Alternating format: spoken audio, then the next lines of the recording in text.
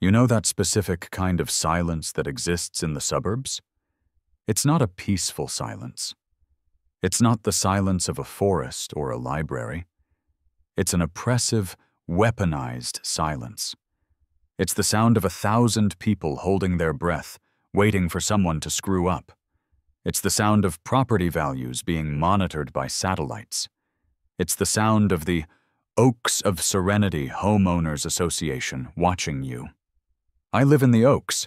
It's a premier planned community, which is real estate speak for we cut down all the actual oaks and named the streets after them to alleviate the guilt.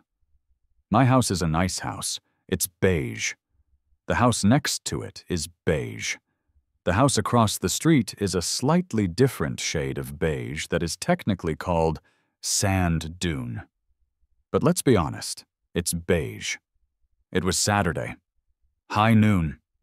The sun was sitting directly overhead, casting no shadows, like a divine spotlight trained on my driveway, daring me to have a weed growing in a crack in the pavement.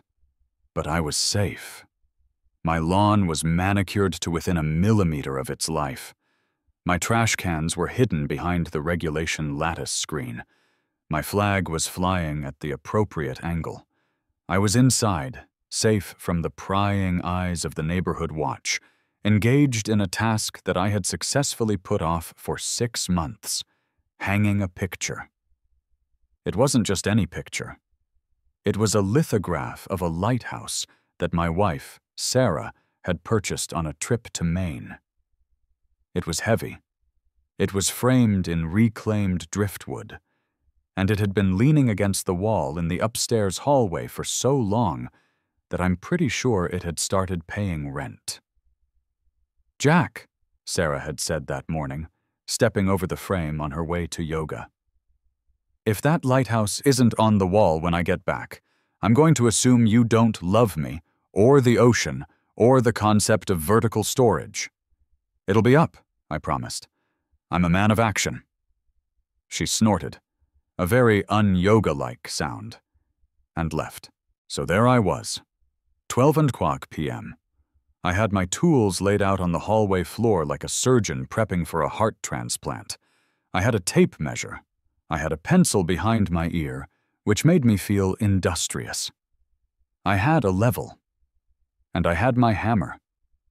It was an S-twing. Solid steel shank, leather-wrapped grip. It was a tool that meant business. I had inherited it from my father, who used it to build sheds.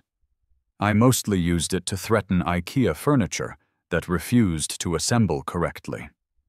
I measured the wall, I marked the spot, I positioned the brass hook. The house was silent. The neighborhood was silent. I drew back my arm. Bang. The sound was crisp. A solid connection. The nail bit into the drywall. Bang. I adjusted the angle slightly, ensuring the hook would sit flush. Bang. I paused. I needed one more solid strike to seat the nail against the stud. I took a breath, enjoying the simple, masculine satisfaction of manual labor. Ding-dong. The doorbell didn't just ring. It assaulted the air. It was a frantic, staccato rhythm. Ding-dong, ding-dong, ding-dong. I froze. My arm was still cocked back, the hammer hovering near the wall. I looked at the digital clock on the hallway thermostat. 12:01 p.m. Who rings a doorbell like that? Firefighters? Police? Someone fleeing a murderer? I lowered the hammer, but didn't put it down. I walked down the stairs, the heavy steel tool swinging by my side. I marched to the front door. I unlocked the deadbolt. I swung it open. And there she was. Brenda. If you looked up HOA president in the dictionary, you wouldn't find a definition. You would just find a picture of Brenda. She was a woman of indeterminate age, somewhere between 40 and death. She was short, barely 5'2", but she projected the authority of a chaotic deity. She wore a floral visor pulled low over her eyes, oversized sunglasses that made her look like a confused insect, and capri pants that cost more than my first car. And of course, she held that clipboard. The clipboard was black. It had the HOA logo, a majestic oak tree that didn't exist, gold stamped on the back. She wielded it like a shield. "Can I help you, Brenda?" I asked. I tried to sound polite, but the hammer in my hand and the adrenaline in my veins made my voice tight. She didn't say hello. She didn't ask how my day was. She adjusted her sunglasses and peered at me with a look of pure, distilled judgment. "Did you?" she began, her voice shrill and vibrating with accusation. "Or did you not just discharge a weapon inside this residence?" I blinked. "A weapon? Brenda, what are you talking about?" "I heard shots," she stated. 3 distinct shots. Pop, pop, pop."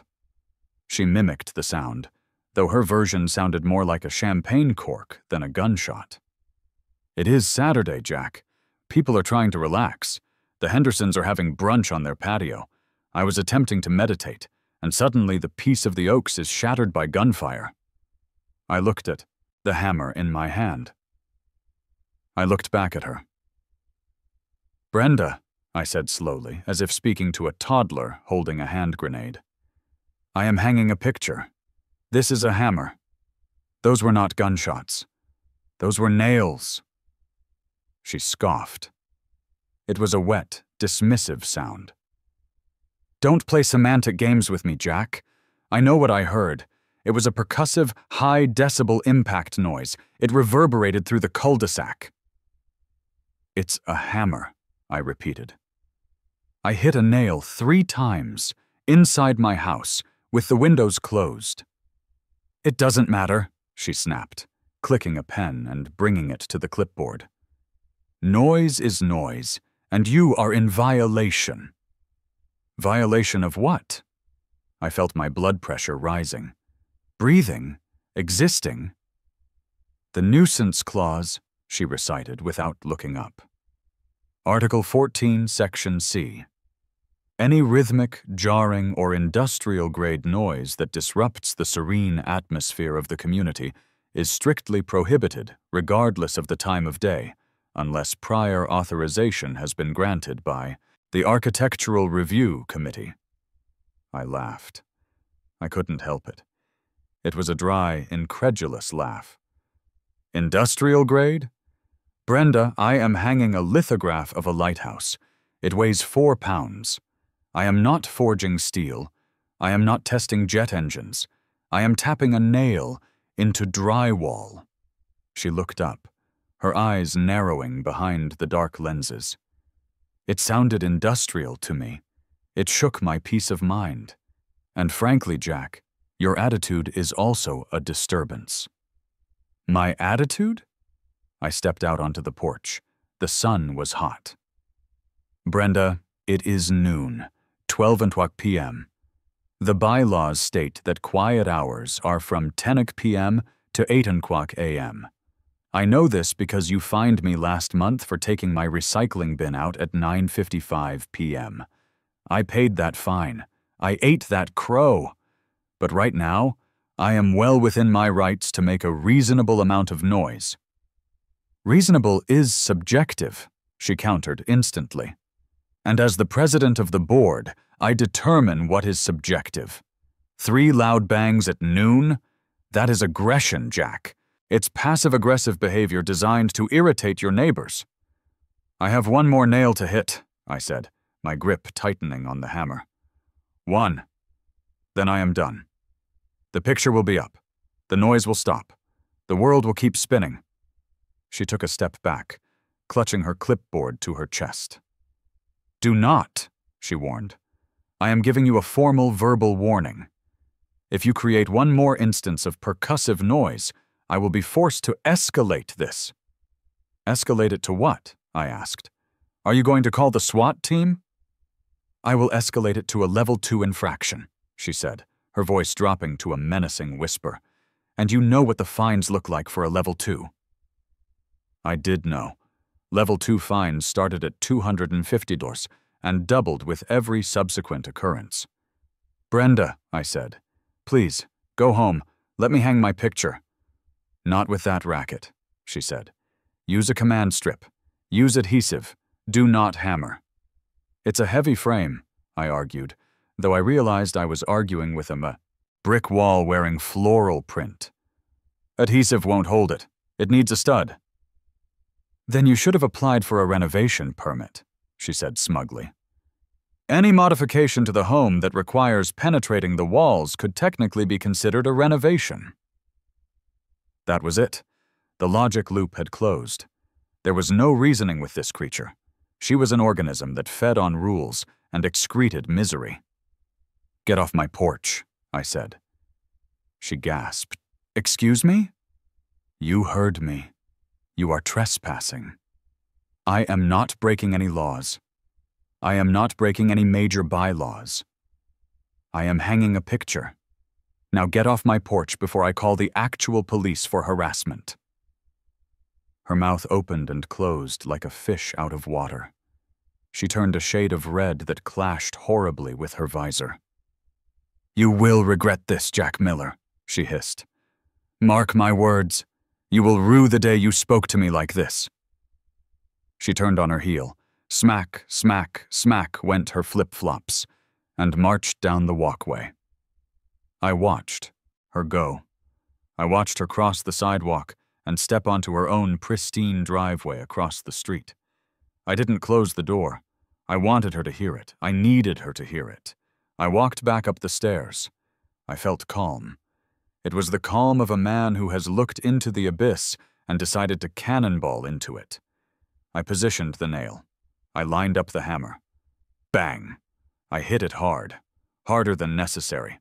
I hit it with the frustration of 5 years of living in the Oaks of Serenity. Bang! Just to be sure. I hung the picture. I stepped back.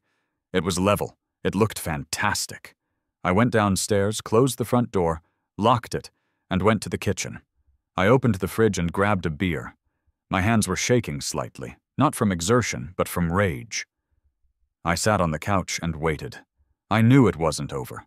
Brenda wasn't the type to retreat. She was the type to regroup and flank. Exactly 45 minutes later, I saw the shadow fall across the sliver of light at the bottom of my front door. Slip. A thick, creamy envelope slid across the hardwood floor. I stared at it. I took a sip of beer. Then I got up and retrieved it. It was heavy stock paper. The return address was embossed. The Oaks of Serenity Homeowners Association, Board of Directors. I tore it open. Notice of violation. Date: July 14th, 2025. Time: 12:45 p.m. Homeowner: Jack Miller. Property: 123 Maple Drive. Description of infraction. Homeowner was observed and heard creating excessive, rhythmic, industrial-level noise, hammering, banging, despite receiving a direct verbal warning from the board president to cease and desist. Homeowner exhibited hostility when confronted. Violation Code, Article 14, Section C, Nuisance and Noise Pollution, and Article 10, Section A, Unapproved Construction, Renovation Activity. Penalty: fine for noise violation, $250, $100. Fine for unapproved construction activity, $250, $100.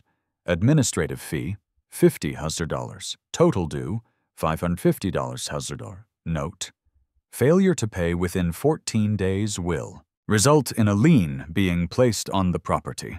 Continued violations will result in daily compounding fines. I stared at the paper. $550. $500.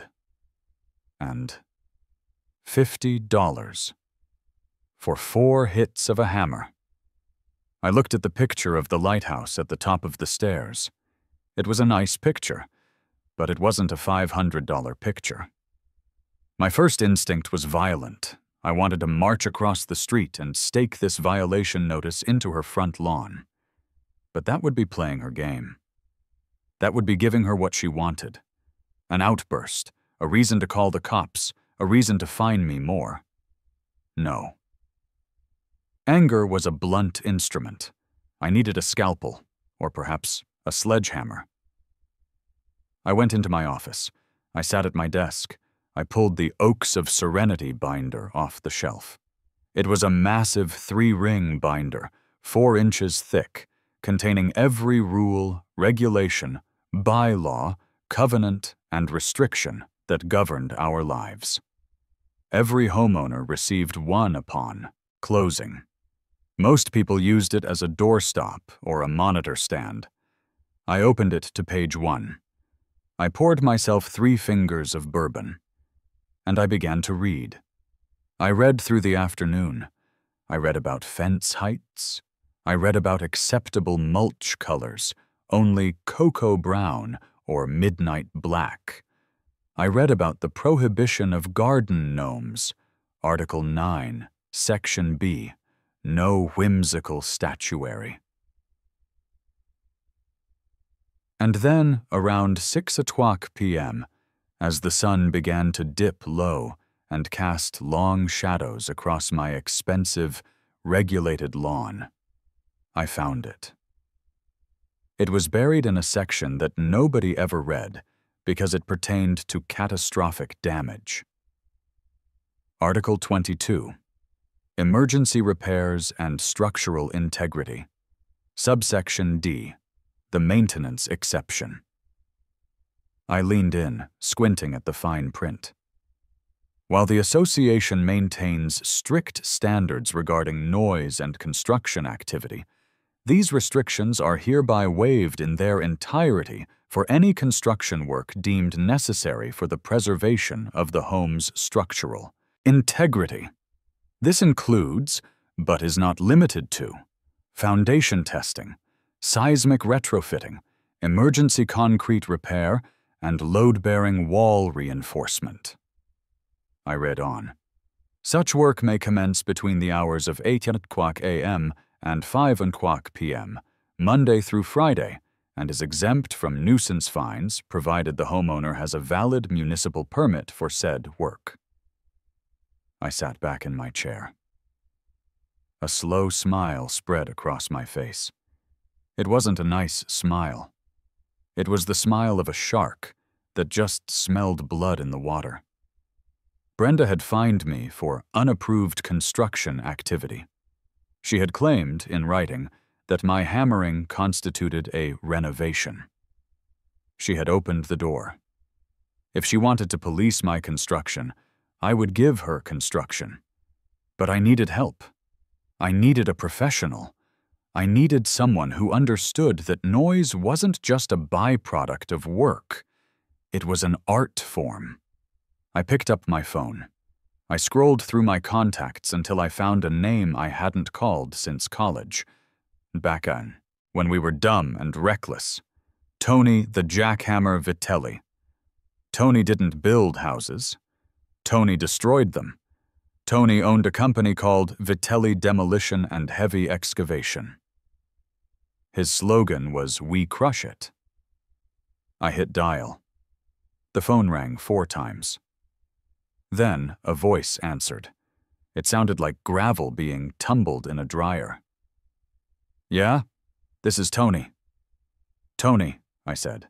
"It's Jack Miller." "Jack!" the voice boomed. "The Miller. I haven't heard from you in ages. You still crunching numbers or whatever?" "I am," I said. "But Tony, I have a problem. A structural problem." "Oh yeah? Roof cave in? Basement flood?"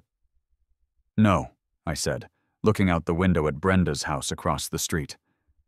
"I think my foundation is suspect." "Suspect? Is it cracking?" "I don't know, Tony. I can't be sure." "And that's the problem. I need to be sure. I need a very, very thorough inspection." "Okay," Tony said, sounding bored. "I can send a guy out with a meter on Tuesday." "No, Tony. You don't understand. I leaned into the phone. I don't need a guy with a meter. I need a stress test. I need to know if this house can withstand extreme vibration. I need you to test the concrete density. I need you to drill core samples. Lots of them. There was a pause on the line. Tony was smart. He picked up on tone. "Jack," he said slowly, "who are you trying to piss off?" "Her name is Brenda," I said, "and she fined me $550 for using a hammer at noon." Tony laughed. It was a loud barking sound. "A hammer? You gotta be kidding me." "I am not. She says I violated the noise ordinance. But Tony, I found a loophole. If I'm doing foundation testing, I'm exempt from noise rules."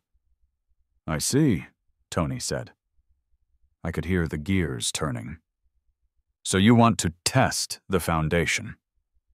"I want to test it hard, Tony. I want to test it loudly. I want to test it from 8 o'clock a.m. to 5 o'clock p.m., Monday through Friday. I want to know, do you still have that pneumatic breaker, the one you mounted on the Bobcat?"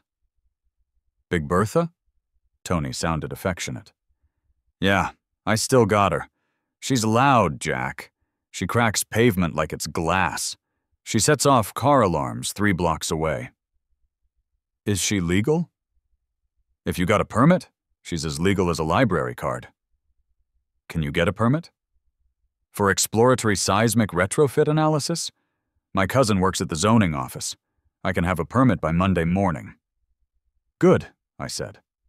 "I want to hire you, Tony. I want the full package. Dump trucks, compressors, the crew that yells. I want to turn my driveway into a seismic event." "It's going to be expensive, Jack," Tony warned. "Union rates, equipment rental, fuel." "I don't care," I said. "I'll pay double if you start Monday at 8 o'clock a.m. sharp." "Jack," Tony said, and I could hear the grin in his voice. "For double, I'll bring the guys who play death metal on the job site radio." "Perfect," I said. "I'll see you Monday." I hung up. I looked at the fine on my desk. I took a red marker and circled the words industrial level noise. "You want industrial, Brenda?" I whispered to the empty room. "I'll give you industrial." Sunday in the Oaks of Serenity is a performative event. It is the day when the residents perform leisure. You see, in a normal neighborhood, people just relax. They sleep in, they watch football in their underwear, they let the grass grow another 1/4 inch. But here, leisure is a competitive sport. At 9 o'clock a.m., the jogging strollers are out in force, pushed by fathers wearing moisture-wicking fabric that costs more than my first semester of college. At 10 a.m., the gardening services arrive. Quietly, electric blowers only on Sundays, to manicure the azaleas. By 11 a.m., the smell of artisanal charcoal wafts through the air, signaling that the grilling of organic meats has commenced. I spent Sunday morning sitting on my porch, drinking coffee and watching Brenda. She was out there, patrolling. She had swapped her visor for a wide-brimmed straw hat that made her look like a plantation owner in a melodrama. She was inspecting the gutters of the vacant house 3 doors down. I saw her make a note on the clipboard. Someone was about to get a nastygram about moss. She glanced at my house. She glared at me. I raised my mug in a silent toast. Enjoy it, Brenda, I thought. Drink in the peace. Listen to the gentle rustle of the leaves. Memorize it. Around 1 o'clock p.m., the atmosphere of the neighborhood shifted. A disturbance in the force. It started as a low rumble, distant but approaching fast. It wasn't the polite hum of a Lexus or the electric whine of a Tesla. It was the guttural, unwashed roar of a diesel engine that had been smoking since the Reagan administration. A Ford F-350, lifted, battered, and coated in a layer of dust that was practically geological, turned the corner. It was painted a matte gray that suggested it had been primed but never finished. On the side, in stenciled black letters, it read, Vitelli Demolition. Underneath, in smaller font, We make big things small. The truck rumbled down the street.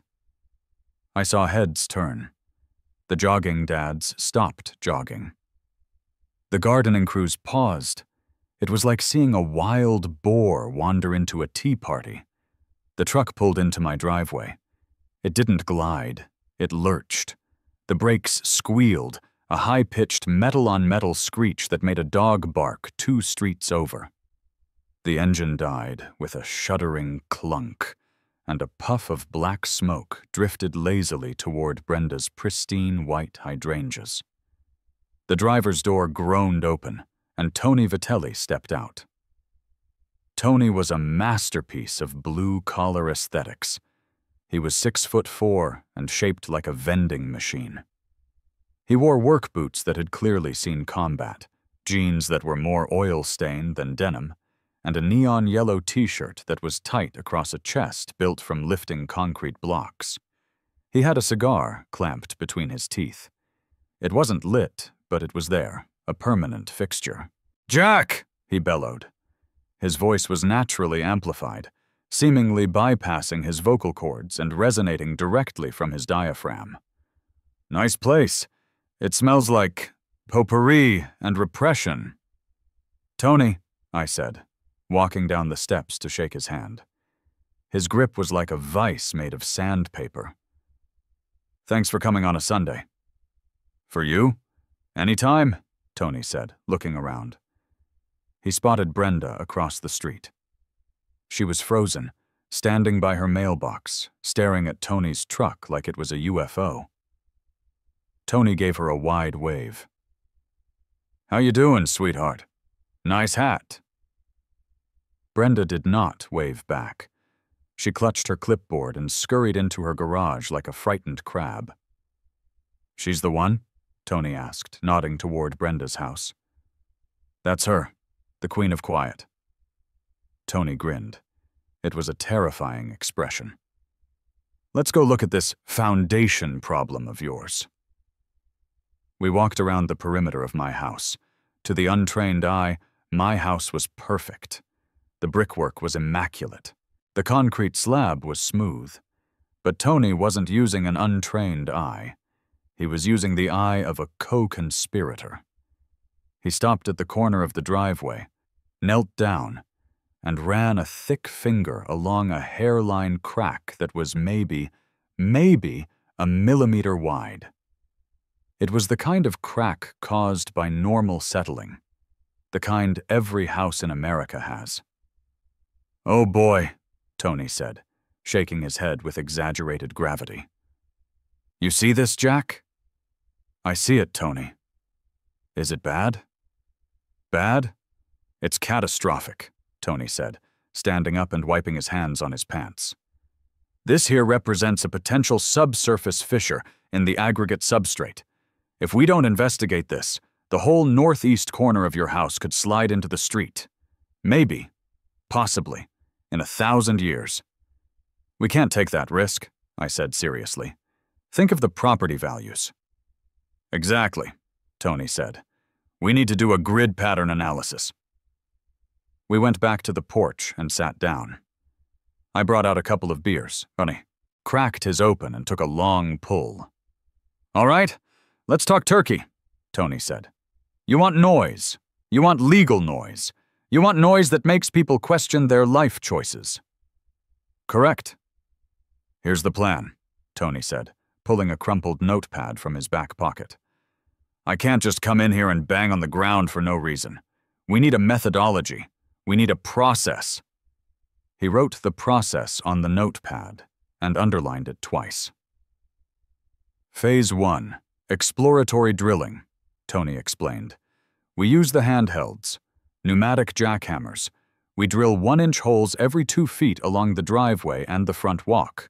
We claim we're taking core samples to test for, I don't know, sinkholes, radon, ancient burial grounds, Doesn't matter. How loud is a handheld? About 100 decibels, Tony said. Loud enough to make you shout to be heard. But that's just the appetizer. What's the main course? Phase 2, the breaker. Tony's eyes lit up. If the core samples come back inconclusive, which they will, because I'm the guy writing the report, we bring in the Bobcat, Big Bertha. That's a hydraulic breaker. It hits at about 120 decibels. But it's not just the sound, Jack. It's the frequency. It's a low-frequency thud that travels through the ground. It vibrates the water in your toilet bowl.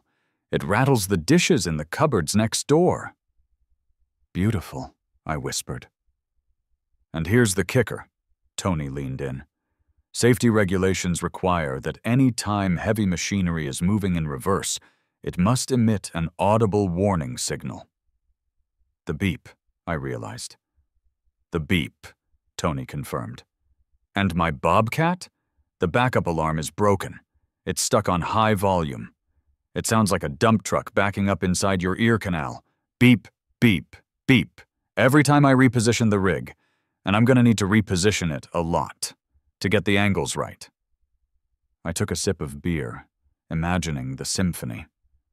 What about the crew? Can they be enthusiastic? Jack, my guys are artists. Sledge, Rico, and Tiny. They communicate exclusively by yelling.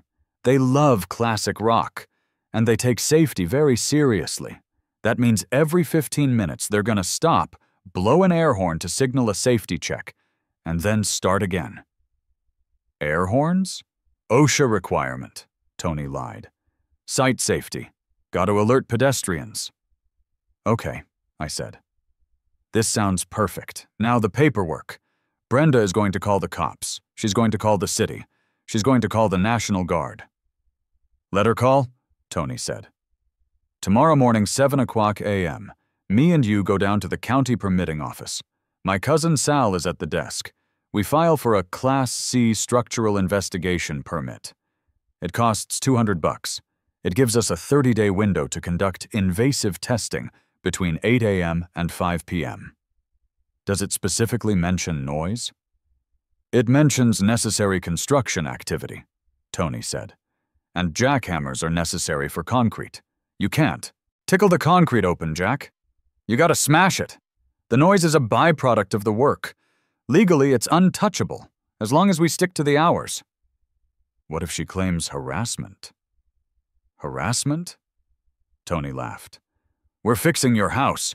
We're saving the neighborhood from a potential foundation collapse. If anything, she should be thanking us. We're heroes, Jack.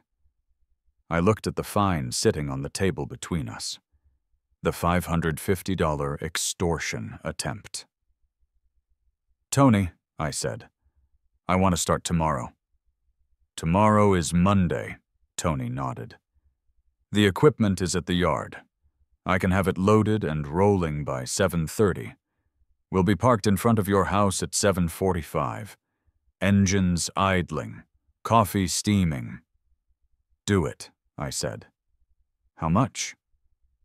Tony scribbled some numbers on the pad. Mobilization fee, equipment rental, labor, disposal fees for the concrete we break. You're looking at about $1,000 a day.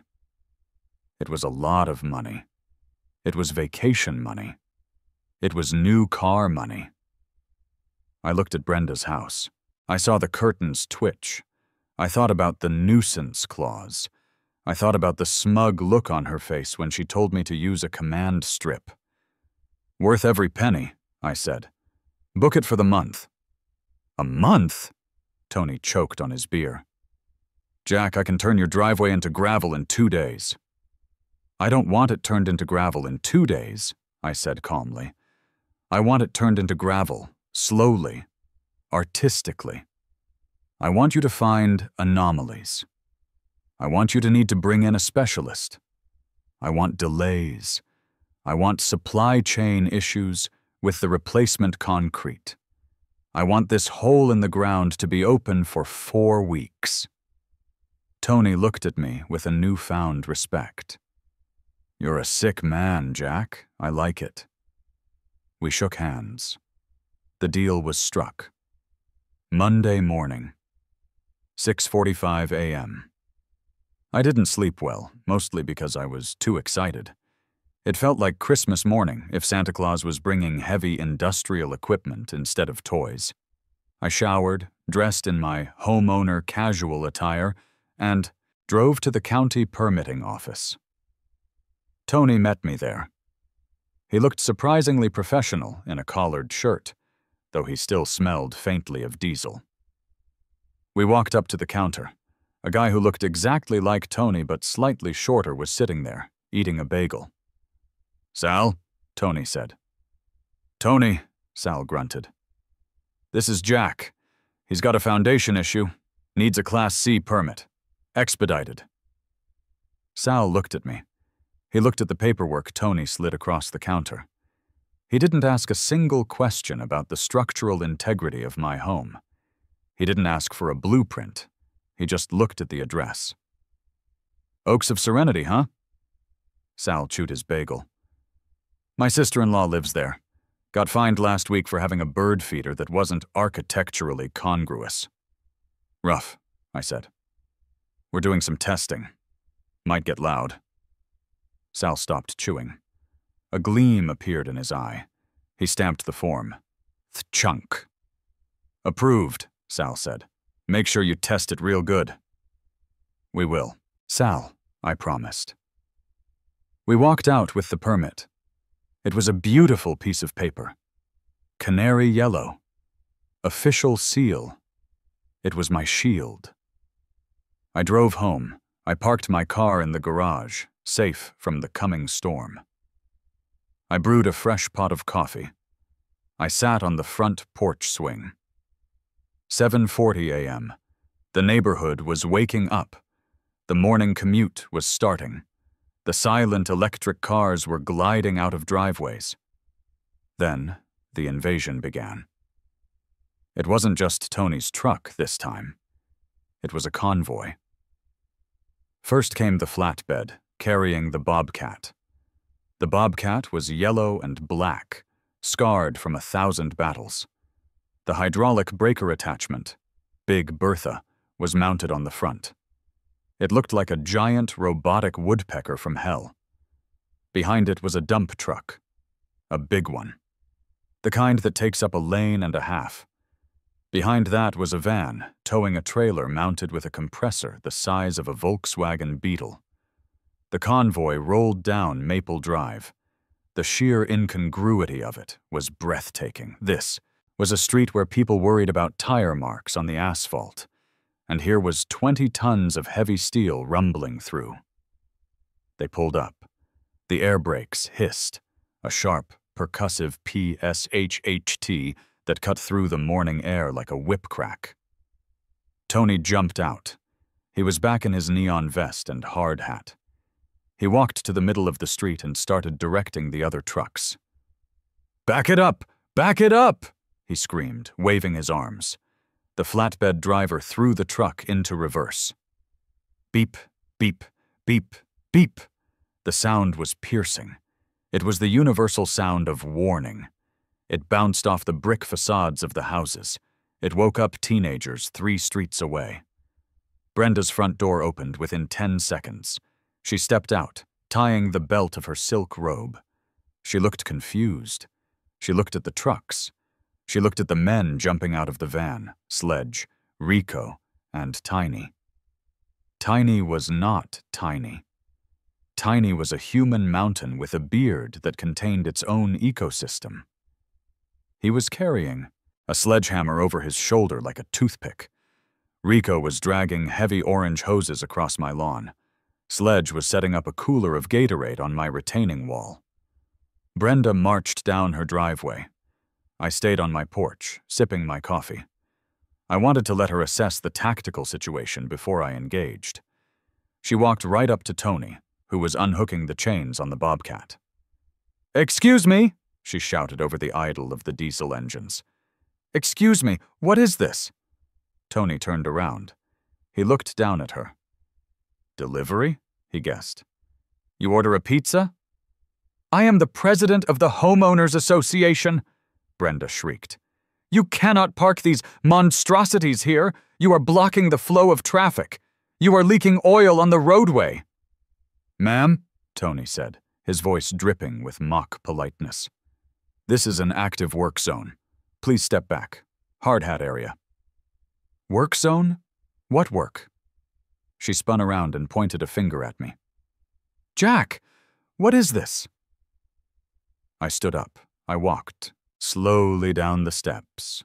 I was holding the permit in one hand and my coffee in the other. "Good morning, Brenda," I called out cheerfully. "Beautiful day for some home improvement, isn't it?" "Get these trucks out of here," she demanded. "You are violating Article 18. No commercial vehicles overnight. No obstruction of the easement." "They didn't park overnight, Brenda," I said, checking my watch. "They arrived at 7:45 a.m. Perfectly legal." "For what?" she spat. "What could you possibly need a bulldozer for?" "It's a skid steer, actually," I corrected her. "And as you pointed out on Saturday, there were some concerning noises coming from my house. Industrial noises, you called them. I realized you were right. I realized I might have a structural defect." Her eyes narrowed. "I didn't say you had a structural defect. I said you were annoying." "Well, the implication was there," I said. "And I can't live in an unsafe home. So I've hired Mr. Vitelli here to conduct a comprehensive seismic analysis of my foundation." "A what?" "We're testing the slab," Tony interrupted. "Gotta check for voids. Gotta check for rebar corrosion. It's gonna get messy, ma'am." "You can't do this," she said, her voice trembling with rage. "I forbid it. The board forbids it." I held up the yellow paper. "The Class C permit." "The city of Philadelphia permits it," I said. "And federal law trumps HOA bylaws, Brenda. Safety issues. You know how it is." She stared at the permit. She stared at the bobcat. She stared at Tiny, who was currently stretching his hamstrings on her property line. "I will call the police," she threatened. "If you turn that thing on, I will call the police." I looked at Tony. Tony looked at his watch. 7:58 a.m. "2 minutes, ma'am," Tony said. "We follow the rules here. 8 o'clock a.m. start time. Strict compliance." "You wouldn't dare," she whispered. I smiled. "Brenda, you fined me for a hammer. You wanted silence? You wanted compliance? You got— Sit!" I turned to Tony. "Tony," I said, "prepare the site." Tony whistled. "All right, boys, fired up the compressor, ear pro on." Rico yanked the cord on the giant compressor. It roared to life. Vroom! It settled into a loud, rhythmic chugging that vibrated in your chest. Chug, chug, chug, chug. Brenda put her hands over her ears. Stop it immediately." "Can't hear you, ma'am," Tony yelled, putting on his oversized yellow earmuffs. I put on my own ear protection, a sleek pair of noise-canceling headphones. I didn't turn on any music. I just wanted to dampen the sound of her screaming. I looked at the digital clock on the dashboard of Tony's truck. 7:59:50. 10 seconds. The neighborhood was watching. Curtains were pulled back in every window. The jogging dads had stopped to film with their phones. 5, 4, 3, 2. Tony climbed into the cab of the bobcat. He looked at me. I gave him a thumbs up. 8:00 a.m. Tony engaged the hydraulics. He revved the engine. The black smoke poured out. He angled the massive steel chisel of Big Bertha directly onto the center of my driveway, and he pulled the trigger. Thud, thud, thud, thud, thud, thud. The sound was apocalyptic. It wasn't just noise, it was a physical assault. The ground jumped. The windows of my house rattled in their frames. A bird that had been sitting on the telephone wire took off as if it had been shot. Brenda screamed. I could see her mouth open wide, her neck muscles straining, her face turning a deep, violently angry purple. But I couldn't hear a thing she said. The jackhammer drowned out everything. It drowned out the birds. It drowned out the wind. It drowned out the petty tyranny of the homeowners association. I stood there on my lawn, vibrating along with the earth, watching Brenda scream into the void. It was the most beautiful sound I had ever heard.